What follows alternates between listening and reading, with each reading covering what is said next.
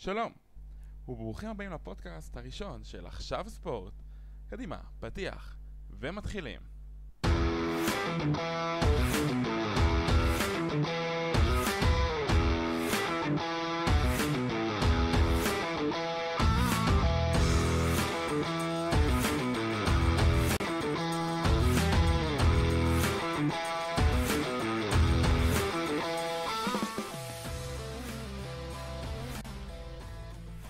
אז ברוכים הבאים לפודקאסט חדשות הספורט הראשון של עכשיו ספורט.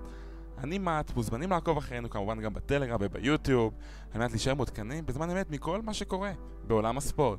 אנחנו נביא לכם את החדשות, ספורט מהארץ, מהעולם, מקווים שתאהבו, מוזמנים להגיד לנו מה אהבתם, מה לא אהבתם, מה אתם רוצים לשפר. אנחנו כאן, מוזמנים לשמוע. אז קדימה, בואו ונתחיל. נתחיל עם כדורגל ישראלי, מהדיווחים מהבוקר שמכבי חיפה ובית"ר ירושלים למעשה הגיעו לסיכום על ביטול התביעה של ברק אברמוב לגבי גדי קינדה, ובאמצעות כך אורי דהן יעבור לבית"ר ירושלים וירין לוי יושל לקבוצה מהבירה. בסרביה מדווחים שזרקו לטיץ' יהיה המאמן החדש של מכבי תל אביב, ולאחר שהיו הרבה אופציות הוא יהיה המאמן הנבחר בסופו של דבר. יונתן לייש ממכבי חיפה צפוי לצאת בהשאלה להפועל ירושלים. כדורסל ישראלי, אוהדי מכבי תל אביב כדורסל הגישו תביעה ייצוגית נגד המועדון בגין החזר כספי נמוך לאחר העברת משחקי היורוליג מחוץ לישראל. גליל עליון נפרדים מאמן ברק פלג, במועמדים להחליפו עם גון יזרעאלי שחקן העבר וגם שהיה העוזר של הקבוצה בשנה הנוכחית, ואבישי גורדון. ג'וש ניבו עוזב את מכבי תל אביב, היעד הבא שלו הוא ככל הנראה מילאנו. תובע איגוד הכדורסל דורש להפחית 3 נקודות ממאזנה של הפועל תל אביב בעקבות אירועי הדרבי, ולמכבי תל אביב יוטלו 2 משחקי רדיוס. נעבור קצת לכדורגל עולמי עם חדשות של פבריציו רומנו.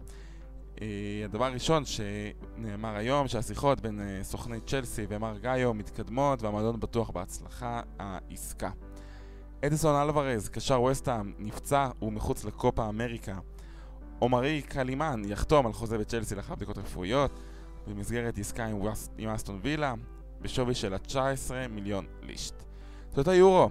מאתמול, כאמור, שוויץ וגרמניה מסיימות ב1-1, הונגריה מנצחת ממש בדקה ה-90 את סקוטלנד ובככה מנצחת ויש לה עדיין סיכוי לעלות מהבתים מהמקום השלישי. גרמניה היא במקום הראשון עם 7 נקודות, שוויץ עם 5 נקודות במקום השני, הונגריה עם 3 נקודות. כאמור, היא תחכה לתוצאות עד סוף שלב הבתים כדי לדעת אם היא עולה מהמקום השלישי, כי לה יש רק 3 נקודות. סקוטלנד במקום הרביעי עם נקודה אחת והיא בחוץ. משחקי היום ביורו ב-10, אלבניה מול ספרד וקרואטיה מול איטליה. אז עד כאן חדשות ספורט של פודקאסט עכשיו ספורט. מוזמנים לעקוב אחרינו ביוטיוב ובטלגרם ולהגיד לנו אם אהבתם, לא אהבתם. אנחנו מוזמנים לשמוע, אנחנו כאן בשבילכם. תודה רבה שהאזנתם, שיהיה לכם המשך יום נפלא מלא בספורט.